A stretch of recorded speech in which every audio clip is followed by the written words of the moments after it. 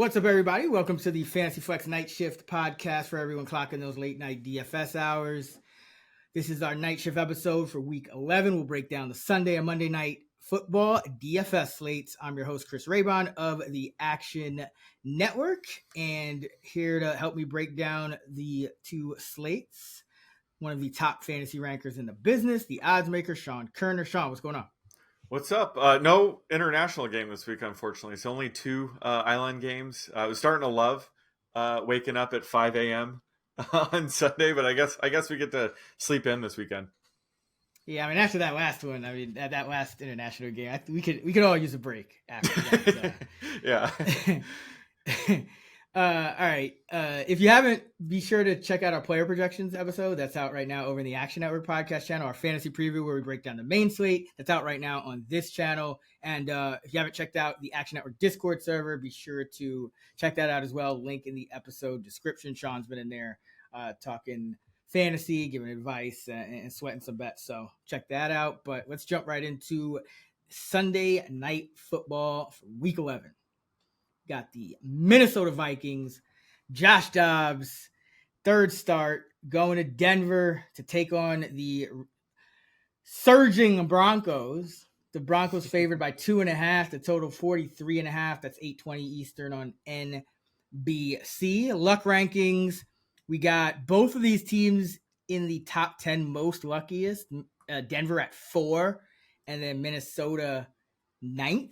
So nothing major there, but both of these teams have been scoring a bit more than you would expect in terms of their total. So we have a luck under of negative 4.7, which means this is one of the top 3 luck unders of the week. Yeah, that's interesting. I mean, that Bronco Bills game was crazy because, the Broncos benefited from having good field position with all those turnovers, and then they mainly settled for field goals. So it was kind of like a mixed bag of, they got lucky, but then they got unlucky by not converting touchdowns. So interesting to see the total so low.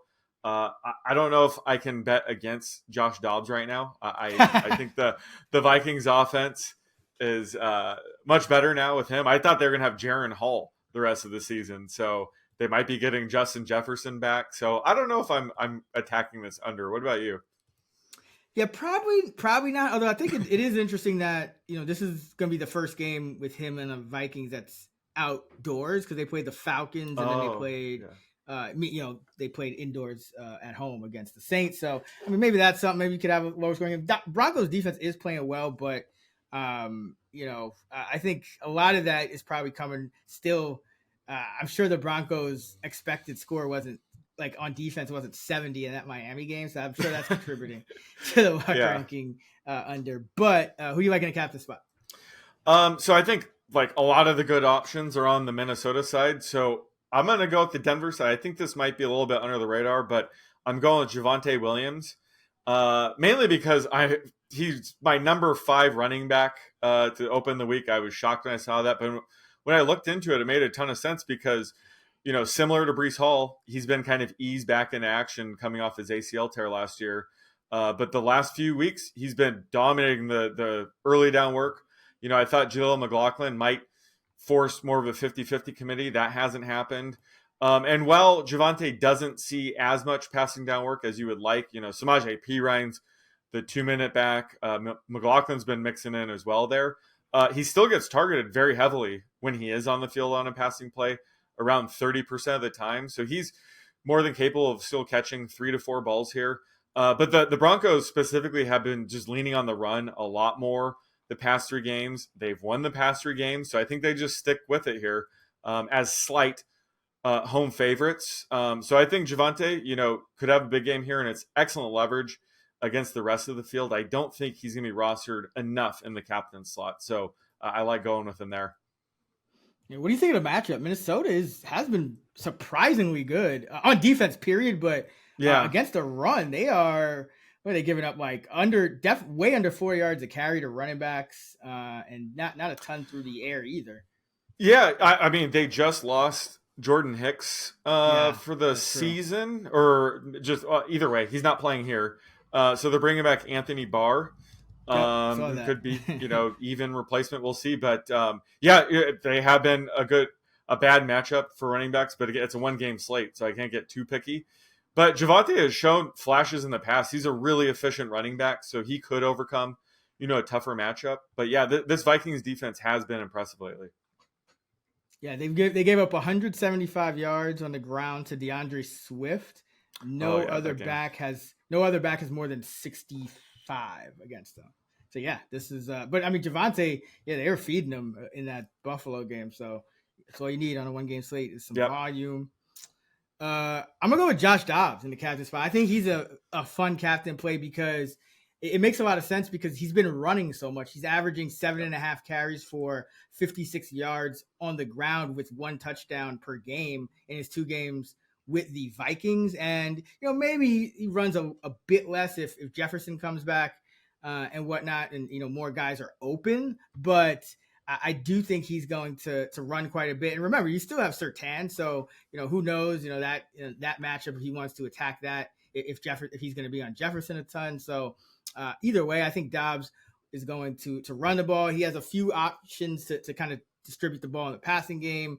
TJ Hawkinson, Jordan Addison, and maybe even Justin Jefferson as well. So I like going Dobbs in a run game here. He's averaging 213 passing yards, 1.5 passing touchdowns, and then 56 rushing yards and a rushing touchdown with the Vikings. So you kind of get the upside of him running one in and taking it away from somebody else on the Vikings if you go with him. But he also has enough upside to be their highest scoring player, even if he is hitting a receiver, like let's say Hawkinson or Jefferson more often than not. If they're like a clear number 1, he could still, if he gets a rushing touchdown or even a ton of rushing yards, he could still be the highest scoring Viking player. So like Dobbs, the captain spot.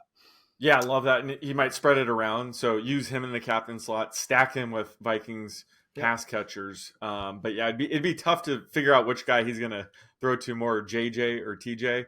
So just using Dobbs in the captain slot makes a ton of sense here. All right, who you like for value mid-range guys? I'm going to go with the other running back in this game, which I'm guessing it's going to be Ty Chandler. Madison, I believe he's in the concussion protocol, and we typically see guys miss at least 1 game once they get in there. So I'm assuming Chandler's going to start. And he was actually the running back I originally thought would have the best chance to leapfrog Madison if there were going to be a running back to leapfrog him this year. Unfortunately, it took Cam Akers to go down and then now Alexander Madison to go down for this to happen. But he was really mixing in 50-50, I feel like, with Madison, even when both backs were healthy. And then once Madison left the game, that was it. He really did take over as a lead back. He's a smaller back, so I don't know if he can handle like 25-plus touches. So we might see them elevate like Dwayne McBride. I could see him mixing in on early down. Gaskin again, too, yeah. Gaskin's back? Okay. Yeah, like one of those 2. Yeah, someone's going to take, a handful of touches, but I still think Chandler's going to get close to 15 touches. I think he does have enough explosiveness to have a good game. So he opens the week as my RB20, assuming that Madison's out. So I definitely like using him here on the 1-game slate. Yeah, I'm gonna go with Hawkinson in this one. I mean, I think you mentioned like who is he gonna throw to more, Jefferson or Hawkinson? I think it's gonna be it's a chance to be Hawkinson because first of all, Jefferson's coming back off injury. You have Surtain there, who's probably gonna be matched up on him a ton. But also, Denver's been really bad against tight ends. They're 26 in DVOA. They're giving up the most receiving yards per game to tight ends, just under 69. So I do think Hawkinson could have another big game here. So like him in the mid range. Who do you like for dart throw? Gonna have to go with Marvin Mims here. We're all screaming for him to get more playing time. And then it finally happened. He ran 28 routes last week. I think that was like a 77% routes run rate, which is by far his season high. But of course, he failed to draw a single target. And I think a lot of that had to do with, the Broncos were playing with the lead for most of the game. And like I mentioned, they had good field position. They kept getting turnovers, really good punt returns almost every time. So they always had a short field with the lead. So that's not really a Marvin Mims type of game. So they didn't really have to open it up. But he's a good player to buy low on because if he is getting those routes, He's probably going to get a deep shot or two, maybe as soon as this week. So, he's the kind of guy that can break the slate with just one or two catches. So this is a good time where maybe people kind of shy away from him after the 0 catch game. But I definitely like the underlying usage and the talent. So this is a perfect spot to buy back in on him on the 1 game slate. I'm gonna go little Jordan Humphrey here because I think he's kind of the guy. He's bumped down to the wide receiver 4 role now, but that's still kind of he was the 5th wide receiver for most of the year, and I think everyone Mims is going to be pretty popular because he's finally in that number 3 role. So, but we've seen the Broncos do this in the past where Mims like his route participation rate goes up and then it comes back down again, and a guy like Humphrey would be the guy to benefit in that situation. We saw it with Brandon Johnson over and over again earlier this year. So Humphrey here probably won't see more than, let's say, 20 to 40% of the routes, but on a 1 game slate, especially when he gives you leverage on a guy like Marvin Mims, I think he's worth taking a flyer on here. So go with Will Jordan Humphrey. Yeah, no, it makes sense. Like they just gave Mims a ton of routes, didn't do anything. They could just be like, all right, well, let's go back to the timeshare with him and Humphrey. So yeah, good leverage. If people do go Mims way, Humphrey is definitely good leverage.